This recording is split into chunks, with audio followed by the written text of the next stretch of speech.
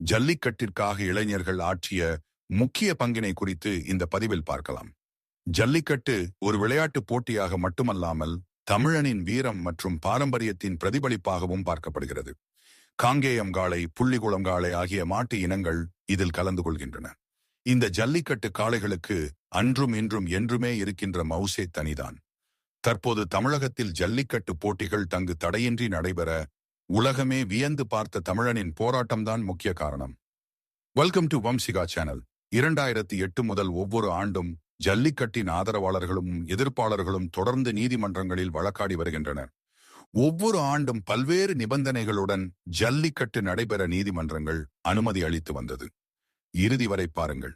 இந்தியாவில் பீட்டா அமைப்பு செயல்பட தொடங்கிய பிறகுதான் தமிழகத்தில் நாட்டு மாடு மற்றும் காளை இனங்களின் அழிவு மற்றும் ஜல்லிக்கட்டு போட்டிற்கான தடைகளும் தொடங்கியது. தமிழகத்தில் ஜல்லிக்கட்டு போட்டிகள் தடையின்றி நடைபெற வலியுறுத்தி சென்னை மெரினா கடற்கரையில் இளைஞர்கள் ஒரு சிறிய குழுவாக போராட ஆரம்பித்தனர். பின் விரைவில் அது பல மடங்காக உயர்ந்தனர். 2017 ஜனவரி 17 மாலையில் சுமார் 5000 பேர் மெரினாவுக்கு சென்றனர். ஜல்லிக்கட்டு மீதான தடையை நீக்கி தமிழின் பெருமையை நிலைநாட்ட வேண்டும் என்பதே போராட்டக்காரர்களின் கோரிக்கையாக இருந்தது. போராட்டம் தீவிரமடைந்ததால் அதிகமான இளைஞர்கள் தன் ஆர்வலர்கள் இணைந்தனர். மேலும் ஆதரவாளர்களும் வளர்ந்தனர்.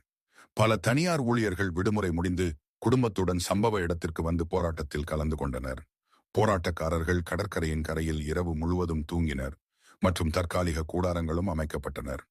பல ஆர்வலர்கள் உணவு, தண்ணீர் பாக்கெட்டுகள், பிஸ்கட், டீ மற்றும் காஃபி ஆகியவற்றை வழங்க முன்வந்தனர். போராட்டத்தின் போது கடற்கரையில் யாரும் பட்டினி கிடக்கவில்லை. அவர்களே குப்பைகளையும் அகற்றி அப்பகுதியை சுத்தமும் செய்தனர். இதேவேளை மதுரையில் உள்ள அவனியாபுரத்தில் ஜல்லிக்கட்டு நடத்த மத்திய அரசு அனுமதி வழங்க கோரி பொதுமக்கள் மற்றும் சில தன்னார்வலர் அமைப்பை சேர்ந்தவர்கள் தடையை மீறி பேரணி ஒன்றை நடத்தினர். மதுரை மாவட்டம் அலங்காநல்லூரில் ஜல்லிக்கட்டு போட்டிகளுக்காக காலை முதல் போராடி வந்தவர்களை கைது செய்து காவல்துறை அப்புறப்படுத்தியது. கைது செய்யப்பட்ட ஜல்லிக்கட்டு ஆதரவாளர்களை விடுவிக்க வேண்டும் என கோரி பொதுமக்கள் சாலை மறியலில் ஈடுபட்டனர்.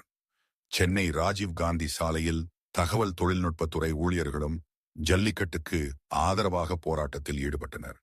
தமிழர்களின் உணர்வுக்கு ஆதரவாக உண்ணாவிரதம் இருக்கப் போவதாக பிரபல இசையமைப்பாளர் AR ரஹ்மான் அறிவிப்பு ஒன்றை வெளியிட்டார்.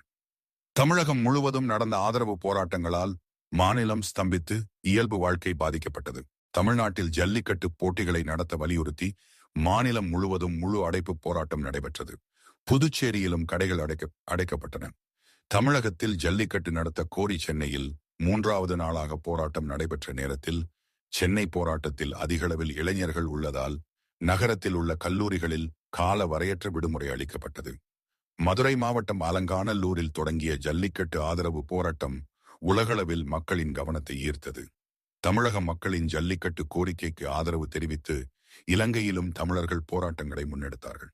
ஜல்லிக்கட்டுக்கு இருக்கும் தடையை நீக்க அவசர ஆணை பிறப்பிக்கப்படும் என்று இந்திய சுற்றுச்சூழல் அமைச்சர் அனில் மாதவ் தவே உறுதியளித்தார். தமிழகத்தில் ஜல்லிக்கட்டு மீதான தடையை நிரந்தரமாக நீக்க கோரி லண்டனில் நூற்றுக்கணக்கான தமிழர்கள் ஆர்ப்பாட்டம் ஒன்றில் பங்கேற்றனர்.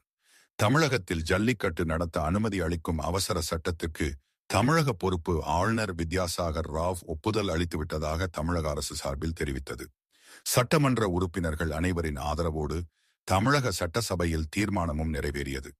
பின்னர் சென்னை உள்பட தமிழகத்தின் பல பகுதிகளிலும் ஜல்லிக்கட்டு போராட்டக்காரர்களை போலீசாரால் அப்புறப்படுத்தப்பட்ட கொண்டிருந்த நேரத்தில் அங்கு நடைபெற்ற சம்பவங்கள் தனக்கு வேதனை அளிப்பதாகவும் போராட்டக்காரர்கள் உடனடியாக அறவழி போராட்டத்தை முடித்துக் கொள்ளுமாறும் நடிகர் ரஜினிகாந்த் வேண்டுகோள் விடுத்தார். ஜல்லிக்கட்டு ஆதரவாளர்கள் கூட்டத்தை கலைக்க போலீசார் திங்கட்கிழமை காலை முதல் முயன்று வந்த நிலையில் சென்னை கடற்கரையை ஒட்டியுள்ள பல பகுதிகளில் வன் செயல்கள் நிகழ்ந்துள்ளதாக செய்திகள் தெரிவித்தன. பெரும் பாதிப்பை ஏற்படுத்திய இப்போராட்ட நிகழ்வுகளால் சென்னை மாநகர போக்குவரத்து பெரிதும் பாதிக்கப்பட்டது. சென்னையில் நடைபெற்ற சில வன்முறை சம்பவங்களில் ஈடுபட்டவர்கள் மாணவர்கள் அல்ல என்று நடிகர் லாரன்ஸ் விளக்கம் அளித்தார். போராட்டக்காரர்களை முதல்வர் சந்தித்திருக்கலாம் என்று நடிகர் கமல் கருத்து ஒன்றையும் தெரிவித்திருந்தார். தமிழகத்தில் ஜல்லிக்கட்டு நடைபெற இளைஞர்களின் அறவழி போராட்டம் மட்டுமே முக்கிய பங்கு வகிக்கிறது. ஆனால் பல அரசியல் கட்சிகள் இந்த வெற்றிக்கு தங்கள் கட்சிதான் காரணம் என்று சொந்தம் கொண்டாடி வருகின்றனர். இந்த வீடியோ உங்களுக்கு பிடிச்சிருந்தா லைக், ஷேர் அண்ட் சப்ஸ்கிரைப் செய்யவும்.